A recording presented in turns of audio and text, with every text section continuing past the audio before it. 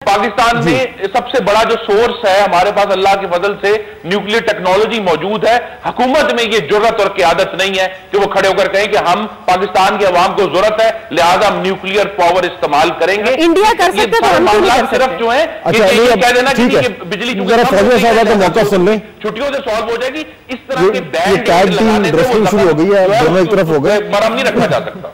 जी फौज साहब, मेरे ख्याल कुछ फुटेज भी जरा दिखा दीजिएगा ये व्यूअर्स के लिए। जी फहद साहब, कैन आई से समथिंग? Ji please.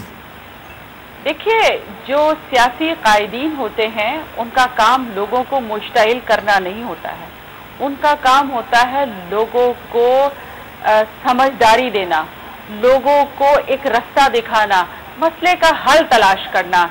ये जिस किस्म की अभी गुफ्तगू हो रही है उससे ये अक्स किया जा रहा है कि हुकूमत गोया जबरदस्ती ये करवा रही है, उसको कोई दिलचस्पी नहीं है और वो चाहती है कि मुल्क में इस तरह की अफरा तफरी हंगामा आराई हो। मुझे ये बताइए, अगर बिजली कम है और जो ये बातें बता रहे हैं उससे ये लग रहा है कि बद इंतजामी है, यानी मैनेजमेंट नहीं है। अच्छा, तो मैनेजमेंट को बेहतर किया जा सकता है, लेकिन ये मुझे बताएं, सरकारी इमलाक को तोड़ना फोड़ना, उसको जला देना, वो कहाँ की दानिशमंदी है? नहीं, लेकिन ये तो लोग मजबूर हो गए ना, लोग मजबूर हो गए। मतलब ये आप उनको ये नहीं कह सकते, वो उनका आप फ्रस्ट्रेशन का लेवल देखें कि 18 घंटे बिजली ना हो। नहीं, क्या करें वो? मैं हिंदुस्तान में, मेरे रिश्तेदार रहते हैं, मुझे मालूम है वहाँ किस किस्म की बिजली की सूरत हाल रहती है। छोटे शहरों में बिजली जो है 10-10 घंटे गायब होती है, लेकिन आपने कहीं सुना है कि वो सड़कों पे निकले हो और वहां पर नहीं, तो वो क्या करें? वो चुप करके घरों में बैठ के रोते रहे। फौजिया साहबा, उनका एक अरे यानी वो कह रही हल नहीं चाहिए, सब खामोश होकर बैठ जाए और उनके पास उनकी जॉब चली जाए, इंडस्ट्री बंद हो जाए, खाने को गंदम ना हो। टीवी पे भी नहीं आके बोले हम प्रोटेस्ट भी नहीं करें। आई एग्री कि कौम को भी चाहिए कि चीजें तोड़फोड़ ना करें, बिकॉज वो हमारी ही चीजें हैं, इससे हुकूमत को कुछ होने वाला नहीं। पीसफुल प्रोटेस्ट करें, चीजें वगैरह मुल्क की ना तोड़े, लेकिन प्रोटेस्ट करना तो उनका हक है। जब उन्होंने प्रोटेस्ट किया, इफ यू रिकॉल, अभी चंद दिन पहले, तो गोलियां चला दी इन लोगों ने, गोलियां चला के 14 बंदे वहां पे शहीद कर दिए। तो ये तो गवर्नमेंट की आप सीरियसनेस का आलम देखें कि कभी ऐसे हुआ है कि कोई प्रोटेस्टर्स को रबर बुलेट से आप मार लेते हैं, आप इस तरह मार के शहीद कर देते हैं लोगों को। आप अपनी रिस्पॉन्सिबिलिटी पूरी नहीं कर रहे उनको। ये वो गवर्नमेंट है जिन्होंने कौमी असेंबली को रिपीटेडली मिसलीड किया है, गलत फिगर्स देते रहे हैं। प्लीज मेरी इनसे गुजारिश है, और ये मैं बतौर ऑपोजिशन का मेंबर होने की बात नहीं कर रहा, ये पाकिस्तान के मुस्तकबिल का मामला है और पाकिस्तानी अवाम इस वक्त जख्म है। मैं फिर कहूंगा ये बेआरामी का मामला नहीं है, ये मामला है पाकिस्तानियों की रोजी का, जिससे उन्होंने अपने पेट जो है ना वो भरने हैं। तो ये मामला, इस पे गौर करें, पाकिस्तान को दुरुस्त फिगर्स बताएं कि इंस्टॉल्ड कैपेसिटी कितनी है और अगर जितनी कैपेसिटी इस्तेमाल नहीं हो रही वो क्यों नहीं हो रही, वो क्या वजह है कि 10,500 कहते हैं जब तक हमारे सामने नहीं आएगी। इस तरह तो हम ये बात करेंगे, क्योंकि ये जब तक ये बात क्लियर नहीं होती कि अगर पाकिस्तान की इंस्टॉल्ड कैपेसिटी इस्तेमाल नहीं हो रही, वो क्यों नहीं हो रही, तब तक तो फिर इन पर बदइंतजामी का इल्जाम लगेगा। और ये दुरुस्त इल्जाम है जिसे एशियन डेवलपमेंट बैंक ने भी, मैं कहूंगा कि उसकी तौसीक की है। और जब तक ये आकर कौम के सामने नहीं बताते कि थर कोल कितने सालों में शुरू होगा, जो चाइना और ईरान ने ऑफर की है, वो कब तक हम इसको इंस्टॉल करेंगे, ये सारे मामला इसी तरह चलते रहेंगे। और मेरे हल्के के वोटर, मैं उनका नुमाइंदा होने के हवाले से मैं तो सख्त तरीन एहतजाज करूंगा कि जब तक मेरे हल्के के वोटरों को तकलीफ हो रही है, टायर भी जलाएंगे।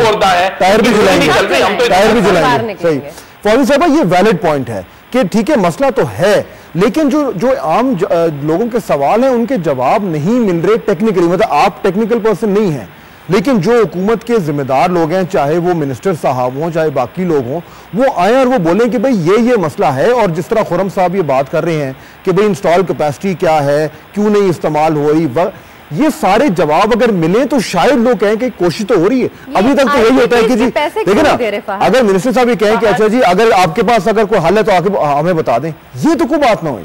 गवर्नमेंट का काम है कि हल बताए। फहद साहब, ये मुझे बताइए कि इंस्टॉल्ड कैपेसिटी का भी सबको पता है, ये भी सबको पता है कि कितनी रिक्वायरमेंट है, ये भी सबको पता है कि गैप कितना है। ये भी सबको पता है कि साल से इस सेक्टर में किसी किस्म की इन्वेस्टमेंट नहीं हुई है। अब ये सूरत हाल इतनी बिगड़ गई है तो अब ये चाहते हैं कि जहां 20 सालों से कोई इन्वेस्टमेंट ना हुई हो, वो चाहते हैं अचानक चीजों को बेहतर कर दिया जाए या एकदम तब्दील कर दिया जाए। इन्वेस्टमेंट का क्या कैपेसिटी तो है बनाने की, बाहर से कुछ इंपोर्ट करना। ईरान के हवाले से बात कर रही हैं, मुझे नहीं मालूम चाइना का कौन सा प्रपोजल है। चाइना हमारे साथ हमेशा से रहा है, वो हर तरह से हमारी मदद कर रहा है और हम उनकी मदद ले रहे हैं। हमारे उनके दरमियान किसी किस्म का कोई इख्तलाफ नहीं है। लेकिन ये ईरान का भी बता रही थी, ईरान के एम्बेसडर साहब ने यहाँ पर पब्लिक में बात करते हुए ये कह दी कि जी वो 4 सेंट पे बिजली देने को तैयार हैं। उन्होंने ये नहीं बताया कि वो 4 सेंट बिजली जो है वो बलोचिस्तान के बॉर्डर पे पहुंचाने को तैयार हैं, लेकिन वो उसके बाद जो वहां से लेके अच्छा, हमारे पास पाकिस्तान का हिस्सा है, उधर के लोगों को रिलीफ हो रहा है। वो इस वजह से हो रहा है कि हुकूमत की तरफ से कोई प्लानिंग और वाज़े उम्मीद नहीं है। अभी तक आवाम के सामने राजा परवेज अशरफ का वो तोड़ा हुआ सिर्फ वादा है कि 31 सितंबर 2009 को लोड शेडिंग खत्म हो जाएगी और उसके अगेंस्ट आगे हमें कोई रोशनी नहीं नजर आ रही। उसके अगेंस्ट इन्होंने पाकिस्तान की आवाम को IMF की सूली पर लटका दिया है। पेट्रोल की कीमतें, बिजली की कीमतें, लास्ट 30 सेकंड मुझे सिर्फ ये बता दें, अब लोग अगले 2-3 महीने क्या करें, कुछ लोगों को एड्रेस करके आप बता दें फौजी साहब। कैप्सूल इजाद करें जो वो लोग खा के हवा में और वो कैप्सूल से जिंदा रहे, और क्या करेंगे लोग? फहद साहब देखिए, बातें बड़ी बड़ी करना बहुत आसान है और ये नौजवान हैं, इनको आदत है इस तरह की क्या कहते हैं स्ट्रोक्स ये फेंकते रहते हैं। हाँ। मैं इस पे नहीं कोई बात आपने दोनों को कॉम्प्लीमेंट दिया है, लेकिन वक्त खत्म हो गया हमारे पास। रेंटल पावर प्लांट्स आ रहे थे तो इन्हीं लोगों ने सबसे ज्यादा हंगामा किया कि रेंटल पावर प्लांट्स इस मुल्क में ना लाए जाए। भाई हमारे पास कैपेसिटी है, we don't need rental power. वक्त हमारे पास बिल्कुल खत्म हो गया है। इंशाल्लाह इस इशू को फिर आने वाले प्रोग्रामों में उठाएंगे। मैं बहुत शुक्रगुजार हूं अपने तीनों मेहमानों का। आपसे कल मुलाकात होगी। फहद हुसैन को इजाजत दीजिए। खुदा।